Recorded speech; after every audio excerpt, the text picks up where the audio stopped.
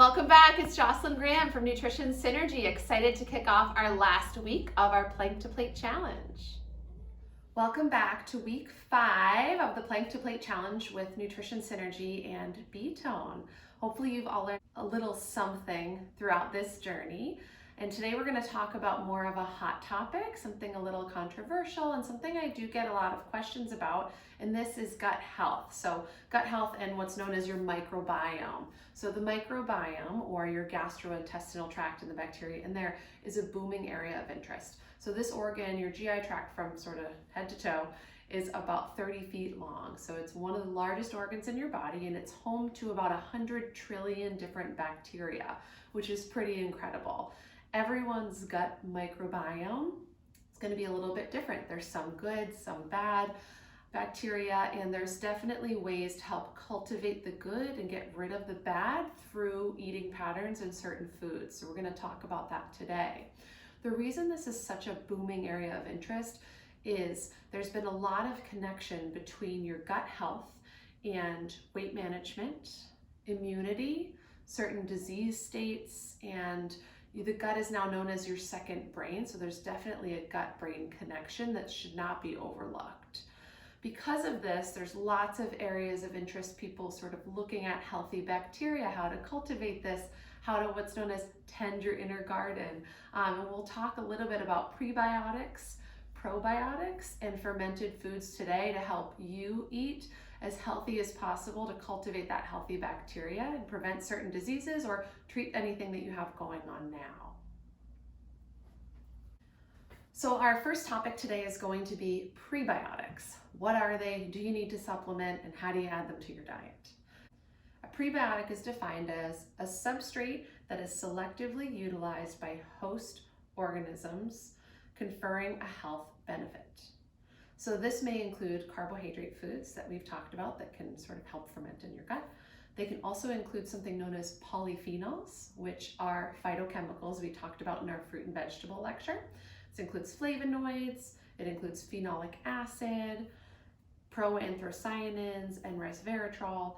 These microorganisms act as antioxidants. They can provide anti-inflammatory, antimicrobial, antiviral effects in the body.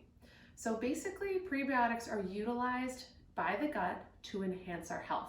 Think of prebiotics as kind of the prep for your gut to help accept probiotics.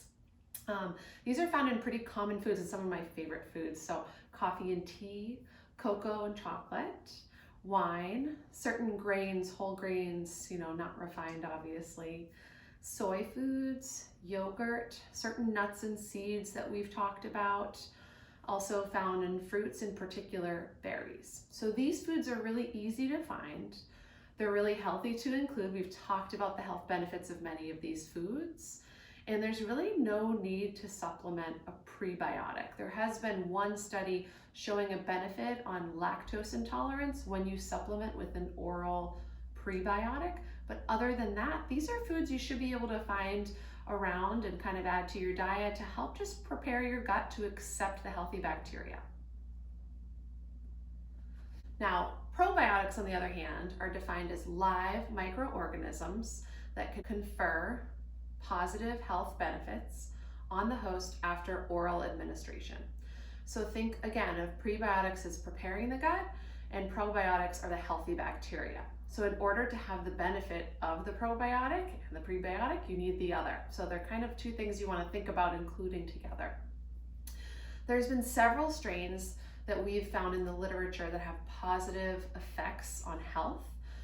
A lot of these are related to certain disease states, certain gastrointestinal diseases such as irritable bowel syndrome, or certain inflammatory bowel diseases like Crohn's or ulcerative colitis. They also may help protect our gut from pathogenic microbes. So this is kind of your immunity benefit. They minimize intestinal permeability, so they minimize the space that some of the bad bacteria can get through your gut and cause issues. They also stimulate your cells to enhance the protective intestinal barrier that you naturally have in your gut. So pretty powerful foods, pretty powerful thing to think about if you're concerned about a family history, or if you have some GI symptoms, or at this time of year, anything would help sort of improve our immunity as there's lots of viruses, flu going around. So your gut microbiome is really complicated. Not one size fits all for these probiotics. There are certain strains, there are certain doses, there are certain uses for all these probiotics. So if you hear some advice to just add a probiotic, you want to ask a little bit more about that recommendation and kind of what strain or how much or how often or why would I add this, and see if it's backed up by literature. The problem with some of these is it's really difficult to study the gut microbiome because, as I mentioned, everyone's is so different. And it's also really hard to study because there are various strains of these probiotics in various doses. So we don't have a definite sort of, cause and effect benefit from a lot of these probiotics, but the research is really promising in protecting health, in immunity, and certainly there is some more poignant information towards gut health and GI related diseases.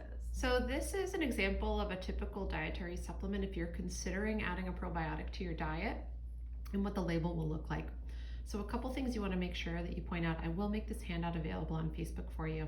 First thing to look for on that label is the genus, species, and strain of the bacteria. So this is where we know we want some targeted strains for certain disease states. You'll see this right here on the label. What is the blend that's in here? This explains kind of what species this might be. Again, certain strains are going to be targeted to certain disease states. Two of these on here, Lactobacillus, both Plantarum ramosus, and then the Bifidobacterium longum, are actually very commonly used for IBS symptoms. So if that's something you're looking at, these are two that you might want to look for. But again, you don't necessarily want to look for one, you don't want to look for a million, you want to see if there's one that's targeted to you. Please feel free to ask me if you have questions about what might be right for you. If you're looking for something to take when you're on an antibiotic, I recommend a broad spectrum, sort of higher dose probiotic. The next thing to look for is the use by or expiration date. This is actually really important. So this will be somewhere on the label. The expiration date tells you how long this probiotic will last, basically, and how long it will take and deliver those adequate levels of the probiotic to give you the benefit. A lot of times this is pretty soon after when you buy the probiotic. Some need to be stored in the refrigerator, some don't. So make sure you read the storage instructions and how to properly store this probiotic. The next thing to look at is actually going to be the colony forming units, or CFU. This is the suggested dose. So this will usually be, again, on the label. You'll see how many are on there. You'll see numbers in, the millions to billions. This is normal. Higher dose, extra strength, they're going to be much, much higher dose of these colony forming units. Sometimes I do recommend, starting with a smaller amount and working your way up, because people can have adverse reactions to some of these probiotics. But this is definitely something that needs to be labeled on your probiotic. And then the last thing is your dosage. So it'll say right on the top sort of how many to take. A lot of times it might be 1, it might be 2, it might be 5. So make sure you're reading the serving size just like on a food label to make sure you get the best health benefits that you're paying for, because these can be quite expensive. So now we're going to talk about fermented foods. So these are a type of food that are made by extensive microbial growth. They've been around for thousands of years, and they contain those living cultures that add beneficial bacteria to your gastrointestinal tract. This can help reduce your risk of certain diseases, help promote immunity, and again, maybe help with some of your GI symptoms. This is really the reason we're talking about this is how to tend your inner garden naturally. So during fermentation, bacteria grow on the food product. So they really grow on the sugars that are in the product and the nutrients in whatever it is that we're talking about. So as they multiply, bacteria then produce compounds that change the flavor, the texture, and the nutrition of whatever you're eating. So this means that these foods are a source of live active cultures. So they do contain probiotics, and many of them also contain prebiotics, which is a wonderful combination, 2 for 1 in one food. There are also increased concentrations of vitamins and nutrients in fermented foods, which is excellent. And they can reduce toxic and anti-nutrients that may be in raw food. So the fermentation process is actually protective. It can also increase the shelf life. So a lot of these fermented foods you'll see in pretty common products. So there are some that contain the live living cultures and then some that don't, but both will give you the added health benefit of the fermentation and adding some of those active bacteria to your diet. So those with living cultures are things like kimchi. So I have a nice recipe on the blog this week for you guys to make your own kimchi. It wasn't too hard, I was surprised. Another one is kombucha. So this is easy to find. You can also make your own. Easy to find in grocery stores. Just be aware of the sugar content and the ingredients so that you know you're getting an actual live active culture kombucha and not just a glorified juice. Another one is yogurt.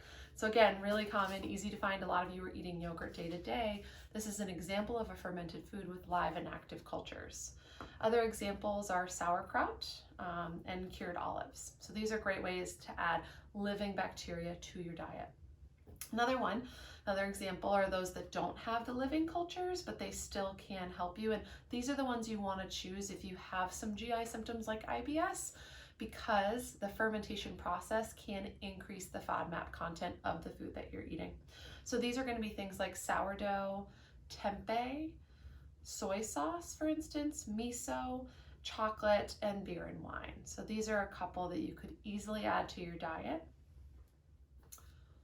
So knowing all these health benefits of adding fermented foods, pre and probiotics to your diet, and thinking about gut health and disease prevention, your challenge for this week is to add 1 to 2 prebiotic foods per day. So again, these are going to be things like berries, nuts and seeds, cocoa, tea, coffee, grains, soy foods, and yogurt. So again, some things a lot of you are already eating, but make sure you add 1 to 2 per day is the first challenge. Second challenge is to try 2 new fermented foods this week. So I'll put a list up on the Facebook page to help guide you, figuring out whether you're gonna do kimchi, sauerkraut, and cured olives, or are you gonna add sourdough, cocoa, and tea, and tempeh or something like that to your diet. So again, these are for the long-term health benefits. If you're looking to add a specific probiotic, please feel free to ask me, Nutrition Synergy. Come in for an appointment and I'm happy to help tailor some probiotics to your needs. There's also a website that I'll link on the Facebook page that can help you identify what are your needs, what are the strains you should be looking for. Thanks again for joining me for the Btone and Nutrition Synergy Plank to Plate Challenge. It's been great tuning in with you every week. Please feel free to follow my Facebook page, my Twitter page, my Instagram, and go to the website for more information or to schedule an appointment. Hope you all have a great spring.